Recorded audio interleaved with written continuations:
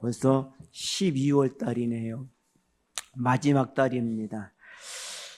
오늘 첫 주에 주어지는 말씀은 오늘 창세기 50장 15절로 26절 말씀을 중심으로 해서 요셉의 신앙이라는 말씀을 가지고 오늘 나누고자 합니다. 우리가 요셉을 너무 잘 알죠. 요셉을 생애를 간단히 살펴보면 요셉은 정직한 사람이었다라는 것입니다. 우리들이 하나님 앞에는 얼마큼 정직했는지 모르지만 사람들 앞에서는 정직하지 못한 것이 사실인 것을 숨길 수 없는 것이죠. 요셉은 자신의 형들의 잘못된 것을 아버지에게 고함으로 인해서 형들의 시기심을 유발했던 것을 보게 됩니다. 성경은 우리들에게 정직하기를 원합니다. 사람에게, 하나님에게. 레위기, 민수기, 신명기를 보면 부지중에란 말이 자주 나와요. 부지중에 짓는 죄를 위해서 하나님 앞에 번제를 드려라.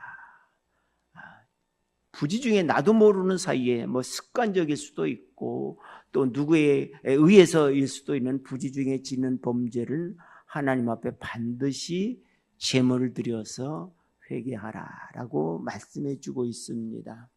결국 그 말씀의 근간이 무엇입니까? 정직하라는 것이죠. 하나님에게도 사람에게도. 왜 우리가 정직해야 되느냐?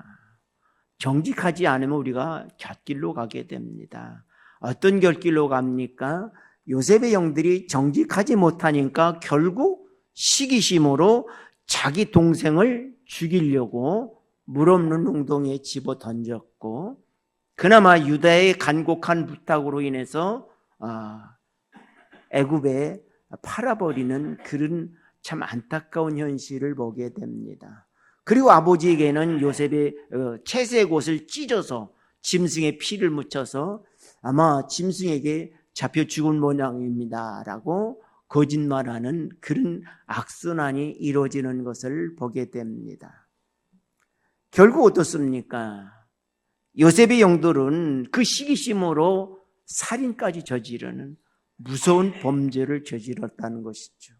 아마도 요셉의 형들도 요셉처럼 정직했다라고 하면 그런 눈을 범하지 않았을 것이에요. 우리들은 정직하지 못함으로 인해서 또 다른 범죄를 유발한다는 사실을 그냥 간과하고 있다는 것이죠. 쉽게 넘어간다는 것이죠. 그래서 정직하다는 거 결코 쉽지 않습니다. 그러나 정직하려고 적어도 애쓰고 노력해야 된다는 것이죠. 애쓰고 노력하다 보면 우리들도 하나님 말씀 안에 서게 되는 것이죠. 우리는 그냥 하나님 말씀만 붙들고 서면 돼라고 자기의 믿음을 과신합니다. 그리고 정직하지 않는 모습을 보게 돼요. 그래서 우리는 흔히 그냥 모든 것을 넘기려고 이건 백거짓말이야 라고 하는 것을 보는데 하나님 앞에는 백거짓말이라는 게 없어요. 거짓말은 거짓된 것입니다. 성경에 레위기, 민수기, 신명기에서 부지중에 범는 죄, 이건 어쩔 수 없는 거잖아요. 그런 것조차도 하나님 앞에 번제를 드려서 너희 자신을 회개하고 사함을 얻어라. 그래서 부지중에 지은 죄를 번제를 드림을 통해서 사함을 얻으리라는 말이 반드시 기록되어 있어요. 사함을 받으라는 것이죠. 우리 정직함을 통하여서 후속적으로는 범죄를 예방해야 된다는 사실을 우리에게 말씀해 주고 있습니다. 그래서 요셉은 참 정직했잖아요. 정직했기 때문에 감옥에도 갇혔고, 정직했기 때문에 결국 총리 대신이 되었고, 정직했기 때문에 애굽 모든 사람들에게 추앙받는 존재가 됐습니다. 그는 2인자였지만 애굽의 모든 사람들에게 가장 총애하고 가장 추앙받는 자가 누구냐? 요셉이었습니다. 그래서 요셉으로 하는 왕들은 이스라엘 백성들을 우대했다는 것이죠. 얼마만큼 그가 정직했으면. 아마 요셉이 부정을 저질렀다는 것은 어마어마한 것이 됐을 거예요.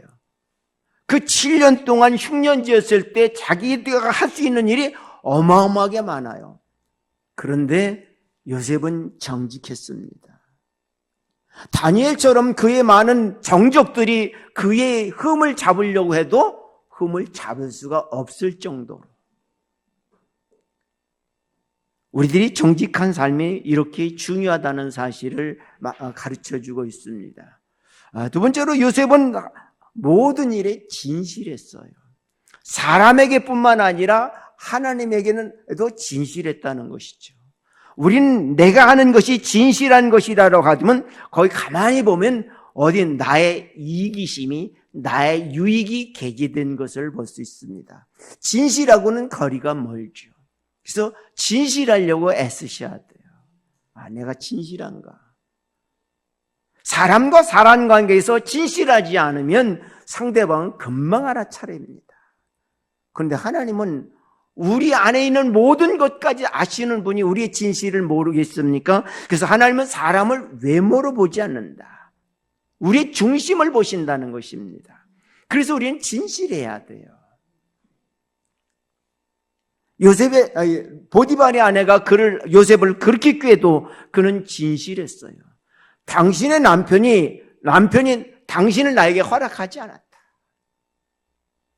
진실했습니다. 자기에게 주어진 것만. 얼마나 진실했으면 보디발이 자기 집에서 하나님이 함께하는 것을, 요셉이 함께하는 것을 눈으로 보았다. 그건 진실하다는 것이죠. 요셉은 노예에 불과합니다. 종에 불과합니다. 막 부릴 수 있습니다. 그런데 너무 진실했다는 것이죠. 주인에게도 종과의 대인관계도 진실했다. 저 정도의 사람이면 우리 가정을 다스릴 수 있는 사람이 되겠다. 그래서 가정총무까지 삼았잖아요. 억울하게 감옥에 갇혔지만 얼마나 진실했으면 그 죄수 아니에요. 죄수는 죄수답게 굴어야 되는데 간수장이 죄수로 취급하지 아니하고 모든 일을 관할하는 총괄하는 사람으로 쉽게 말하면 감옥의 지배인으로 삼았다는 것이죠. 얼마나 진실했으면. 우리들이 진실하면 내가 억울함을 당했을지라도 하나님은 우리의 길을 열어주신다는 것이죠. 하나님은 외모를 보시지 않냐고 중심을 보십니다. 그래서 우리의 중심이 하나님 앞에 올바로 설 수 있는 것이 무엇입니까? 진실이라는 거죠. 그래서 우리는 진실해야 합니다. 세 번째로 요셉은 어떻습니까? 하나님 중심의 신앙이었다는 것이죠. 요셉은 언제 어디서나 위기에 처할 때나 좋은 일이 있을 때도 늘 하나님이었다는 것이죠. 요셉이 하나님 중심이었기 때문에 총리가 되어서 그 위기를 당했을 때, 흉년당하고 풍년당했을 때 하나님 중심이라서 자기 이득을 취하지 않냐고 자기는 하나님 중심이었기 때문에 그냥 청지기의 본분을 감당했다는 것이죠. 애굽의 풍년 또한 7년 풍년 동안에 5분의 1을 세금으로 거두어서 차곡차곡 쌓아놨다는 것이죠. 그리고 7년 동안 그들의 생명을 구원해 줬잖아요. 그리고 마지막에는 어떻습니까? 마지막에는 이제 흉년이 지난 다음에 추수할 때 그들에게 지나치게 요구하지 않았습니다. 5분의 1만 세금으로 바쳐라. 굉장히 합리적인 것을 볼 수 있어요. 아마도 그들은 모든 땅도 다 팔았고 집도 팔았고 심지어 자기 자신들까지도 팔렸으니까 종처럼 그냥 연명하기만 원했을 텐데 요셉은 그리하지 않았다는 것이죠. 왕에게도 백성들에게도 5분의 1만 세금으로 거두십시오. 바로 왕은 요셉이 시키는 대로 하니까 5분의 1만 세금으로 거두니까 어떻습니까? 5분의 4는 자기의 것이 되니까 그들은 종의 삶이 아니라 자기의 삶을 살아갈 수 있는 그런 삶을 살았다는 것을 보게 됩니다. 요셉은 어느 한쪽에 치우치질 않았어요. 왜? 하나님이 주인이기 때문에.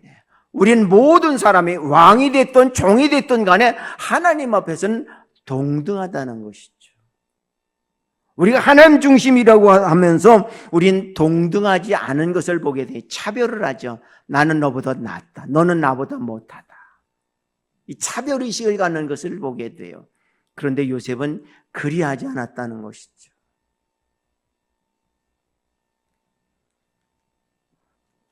또한 요셉은 오늘 본문에서 말씀한 것처럼 우리 15절 말씀 같이 읽어보십시다. 15절 말씀 시작. 요셉의 형제들이 그들의 아버지가 죽었음을 보고 말하되 요셉이 혹시 우리를 미워하여 우리가 그에게 행한 모든 악을 다 갚지나 아니할까 하고. 아멘. 요셉의 형들은요, 요셉을 용서하지 않았습니다. 자기들이 팔았으니까 먼저 자기들이 잘못했다고 용서를 구해야 되는 것인 요셉의 형들인데, 요셉은 17년 전에 양식 살아온 그 형들 앞에서 뭐라 그랬습니까? 형들이여, 나를 애굽에 판 것을 두려워하지 말라고.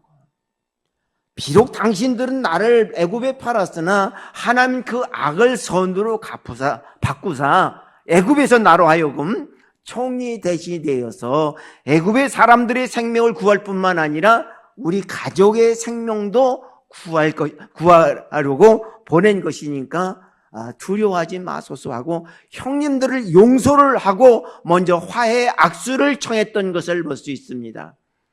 그러면 요셉의 형들이 뭐라고 해야 합니까? 요셉의 형들은 엎드려 절만 했지 용서는 구하지 않았다는 것이죠.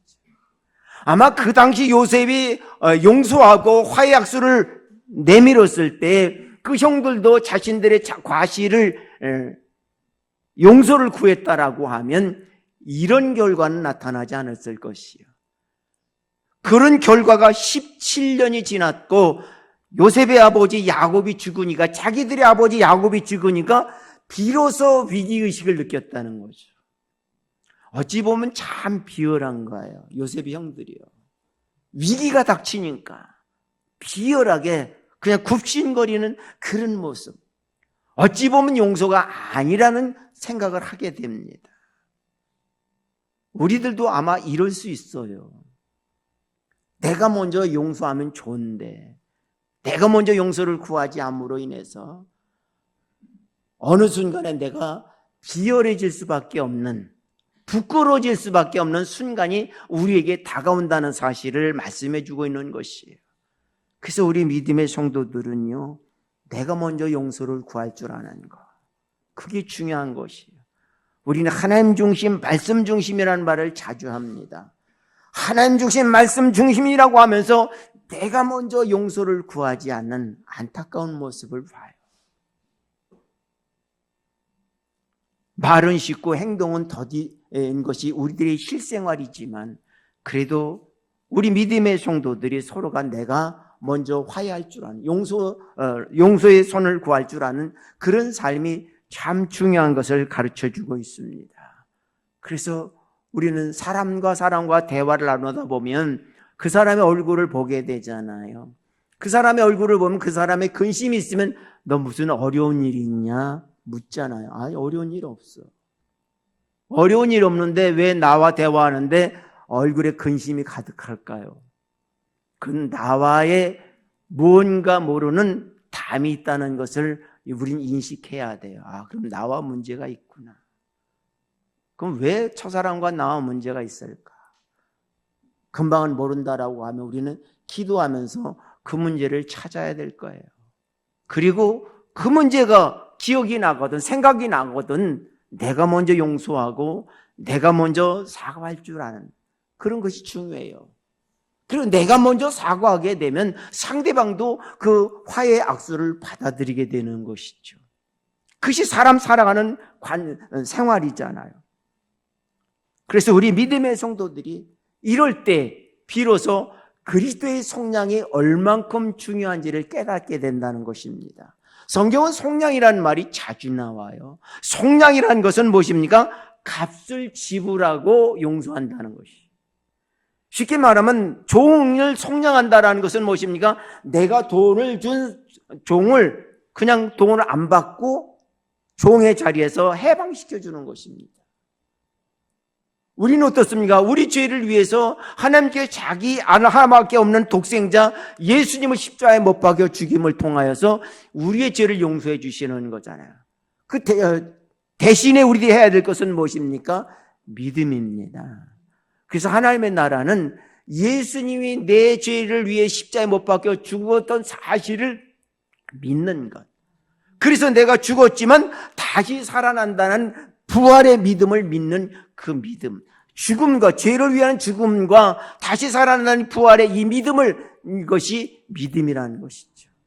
우리의 행동은 달라도 이것은 변하지 않아야 돼요. 예수님은 나를 위해 죽으셨어. 내 죄를 위해서 죽으셨어. 예수님 나를 살리기 위해 다시금 부활하셨어. 이 사실을 믿는 이 부활의 믿음. 이 부활의 믿음이 있을 때 어떻습니까?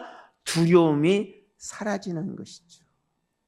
우리의 두려움은 무엇입니까? 우리들의 잘못들, 죄 문제죠. 죄가 없다고 그러면 두려울 게 없어요. 자동차를 몰고 가다 보면 경찰차가 간혹 숨어 있을 경우가 있어요. 이제 과속을 하면 뜨끔하지요. 그런데 과속을 안 하면 어떻습니까? 경찰이 있어도, 경찰차가 있어도 전혀 근심될 게 없어요. 우리의 삶이 이루어진 것입니다. 우리가 하나님 앞에 이게 정직하고 진실하고 하나님 중심의 삶을 살아갈 때 우리들이 비로소 용서하게 되면 우리의 마음이 편안해진다는 사실을 말씀해 주고 있습니다. 그래서 금년을 마무리하면서 내가 용서할 것이 무엇이 있는가? 한 번쯤, 두 번쯤, 세 번쯤 뒤돌아보면서 용서할 일을 찾아 용서한다라고 하면 금년을 아마도 아름답게 마무리할 것입니다. 부모의 자녀의 관계도 마찬가지. 또 친구와 친구의 관계도 마찬가지. 이웃과 이웃과의 관계도 마찬가지입니다. 우리가 이러한 삶을 살아가는 것이 그리스도의 본분 중에 한 가지가 아닐까 생각되어집니다. 그래서 우리 믿음의 성도들은 그리스도의 성량이 얼마만큼 우리의 큰 것을 다시 한번 기억하면서 우리가 하나님 앞에 날마다 용서함을 통해서 내 죄를 용서받음을 감사하면서 나도 다른 사람을 용서할 줄 아는 사람, 이것이 믿음의 사람들의 본분인 것입니다. 그래서 우리들이 믿음의 본분이 자랄 때 비로소 우리에게 향하는 것이 무엇입니까? 화해하게 되는 것입니다. 그래서 우리 믿음의 성도들은 이 화해가 그만큼 중요한 것입니다. 요셉과 형제들이 잘못했다고 사과했을 때 요셉은 울면서 화해 손길을 내밀었습니다. 그것이 21절입니다. 21절 말씀 같이 읽어보십시다. 21절 말씀 시작. 당신들은 두려워하지 마소서. 내가 당신들과 당신들의 자녀를 기르리이다 하고 그들을 간곡한 말로 위로하였더라. 아멘. 요셉은 형들의 성격을, 형들의 그 잘못된 것들 너무 잘 알아요. 형들한테 어려움을 많이 겪었거든요. 요셉이 꿈 얘기를 했잖아요. 밀단을 얘기하면서 내 단이 가운데 서고 형님들의 단들이 내 단을 향해 절하더이다 그랬을 때 형들이 굉장히 화를 내고 야단쳤잖아요.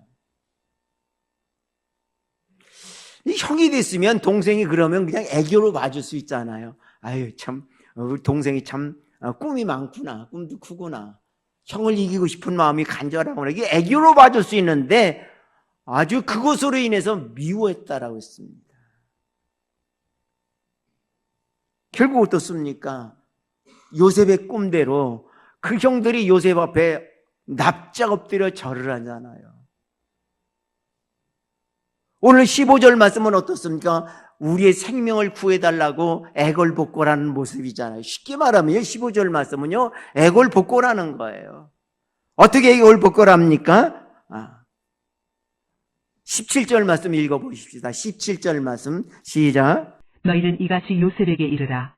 내 형제들이 내게 악을 행하였을지라도 이제 바라건대 그들의 허물과 죄를 용서하라 하셨나니 당신 아버지의 하나님의 종들인 우리 죄를 이제 용서하소서 하매 요셉이 그들이 그에게 하는 말을 들을 때 울었더라.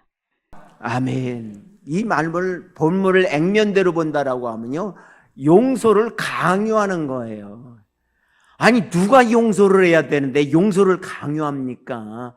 아니 누가 잘못을 해놓고 잘못을 지들이 해놓고 요셉 보러 용서하라 그러니 이건 적반하장도 이런 적반하장이 없어요.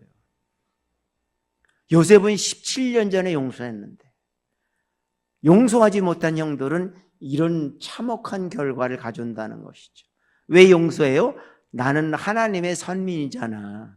그러니까 용서하라는 것이. 아마도 이 말을 들으면 여러분 용서할 마음 생기겠습니까? 나 하나님의 사랑받는 사람이야. 용서해. 그럼 용서하겠어요? 그래, 용서할게. 여러분 그렇게 마음 넓으십니까? 저도 안 될 것 같아요. 그런데 요셉은 용서했다는 것이죠. 왜? 하나님 중심이기 때문에. 하나님의 자신의 죄를 용서해 주셨고 형들의 죄를 용서해 줘야 한다는 사실을 너무 잘 알았기 때문에. 그래서 용서할 뿐만 아니라 화해 손길을 내미는 것이 무엇입니까? 21절이잖아요. 당신들의 자녀를 내가 키우겠다. 아니, 형들의 자녀를 형들이 키우면 됐지. 왜 요셉이 키운다고 말하겠습니까? 요셉의 형들이 키우는 것은 무엇입니까? 경쟁밖에 없겠죠. 요셉의 형들을 보세요. 루벤 같은 경우는 자기 아버지 비라에게 통간하는 사건까지 벌려지잖아요. 부끄러운 일이에요. 얼마나 경쟁이 심하면, 얼마나 높아지려고 하면, 참 그러한 사건들을 모든 걸 알고 있기에 요셉은 당신들의 자녀는 내가 양육하겠다. 왜 그런 말을 했겠습니까? 경쟁의식 교육은 안 된다.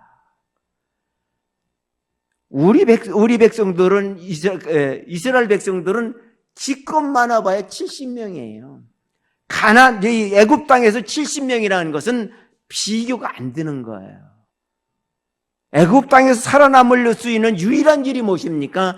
하나님 중심인데 그냥 하나님 중심에서 되는 게 아니죠. 공동체를 이루어야 된다. 우리는 하나다. 하나님 중심의 하나라는 걸 가르쳐줘야 된다는 것이죠. 형들이 가르침 교육은 무엇입니까? 우리는 하나님의 선택된 백성이야. 그냥 개개인이 있으면 무슨 의미가 있느냐는 거죠. 공동체가 안 이루어진다는 것이죠. 공동체를 이루어야 돼요. 그래서 교회가 무엇입니까? 공동체잖아요. 작은 공동체, 큰 공동체. 큰 공동체는 작은 공동체가 모여서 큰 공동체가 되는 것 아닙니까? 아름다운 공동체를 이루어나가는 것. 요셉은 그 자녀들에게 공동체 의식을 가르쳐주는 것이에요. 선민의식이 다가 아니라 선민들은 공동체 의식을 가져야 된다. 이게 한 사람의 잘못은 곧 나의 잘못이다. 그래서 서로가 위로하고 서로가 격려하고 서로가 용서하고 서로가 화해하는 것. 이런 아름다운 공동체를 이루어가기를 원했다는 사실을 우리에게 말씀해 주고 있습니다. 또 한 가지 교육은 무엇입니까? 그 자녀들을 자기가 양육한다라고 하는 것은 그들은 애굽 땅에 왔으니까 애굽 땅에서 완전 정착하기를 원했을 것입니다. 그런데 요셉은 여기는 정착지가 아닙니다. 잠시 머물다 가는 곳입니다. 잠시 머물다 가는 곳입니다. 우리가 살 곳은 하나님의 약속의 땅, 가나안 땅입니다. 약속의 땅인 것을 가르쳐주기 위함입니다. 요셉의 아버지 야곱이 뭐라고 그랬습니까? 내가 죽으면 이곳에서 장사하지 말고 가나안 땅 막벨라 밭에, 막벨라 굴에 장사 지내라고 말하지 않아요. 야곱이 그렇게 말하는 이유는 무엇입니까? 장사만 거기에 지내라는 것이 아니에요. 그 막벨라 굴이 있는 가나안 땅은 하나님이 나에게 약속하신 약속의 땅이고 너희에게 약속한 약속의 땅이다. 이스라엘 백성들이 애굽을 탈출해서 가나안 땅에 들어갈 때 꼭 하는 말이 있어요. 하나님이 약속하신 땅이다. 우리 선조들이 약속하신 땅이요 곧 우리의 땅이다라고 약속의 땅이라는 것을 말하는 것을 보게 됩니다. 요셉은 애굽이 살기 좋은 곳입니다. 살기 어려운 가나안 땅이 좋은 곳이 아니라, 그렇지만 살기 좋은 곳이 아님에도 불구하고 약속의 땅을 가기를 원했다는 것이죠. 그렇습니다. 이 세상이 아름답죠. 살기 좋죠. 그래도 우리의 영원히 살 곳은 무엇입니까? 하나님의 나라입니다. 경험하지 못했습니다. 미지의 세계입니다. 그럼에도 불구하고 우리는 미지의 땅, 하나님의 나라를 사모하잖아요. 이스라엘 백성들에게 요셉은 애굽이 자신의 정착지가 아니라 가나안 땅, 하나님의 약속하신 약속의 땅이 가기를 원했다는 것입니다. 이것이 우리들에게 비전이라는 것이죠. 그래서 부모들은 자녀들에게 이런 비전을 가르쳐줘야 돼요. 두 가지 비전을 가르쳐줘야 돼요. 첫째는 너는 하나님의 선택된 백성이다. 이 세상의 경쟁의식에 좀 뒤처져도, 뒤떨어진다 할지라도 하나님의 선택된 백성이라는 것은 하나님이 지켜주신다는 거, 하나님이 이끌어주신다는 거, 하나님이 보호해주신다는 걸, 이 사실을 자녀들에게 가르쳐야 된다는 것이죠. 그래서 성경은 누차 말하고 있습니다. 하나님은 모세에게 이 말씀을 자녀들에게 부지런히 가르치고 앉았을 때든지 서 있을 때든지 길을 가든지 강론하라고 했습니다. 왜? 이 세상은 영원한 정착지가 아니다. 우리의 정착지는 하나님의 나라다. 말씀을 통해서 우리에게 가르쳐주고 있는 것입니다. 이것이 우리의 비전입니다. 이런 비전을 실현하기 위해서 요셉처럼 우리는 정직한 삶을 살아가고 진실한 삶을 살아가고 하나님 중심의 삶을 살아갈 때 하나님께서 저와 여러분을 지켜주시고 자녀들을 지켜주심을 통하여서 우리의 삶이 영원까지 인도함을 받는 믿음의 역사가 이루어진다는 사실을 우리에게 가르쳐주고 있습니다. 사랑하는 성도들이여, 우리들이 정말 하나님 앞에 정직하고 진실하고 하나님 중심의 삶을 살아감을 통해서 금년을 마무리 지으면서 용서하지 못했던 것 용서하고 화해하지 못했던 것 화해함을 통하여서 우리 성도의 아름다운 본분을 다시금 되새기며 이어나가는 우리 믿음의 성도들 되어지기를 주의 이름으로 축원합니다.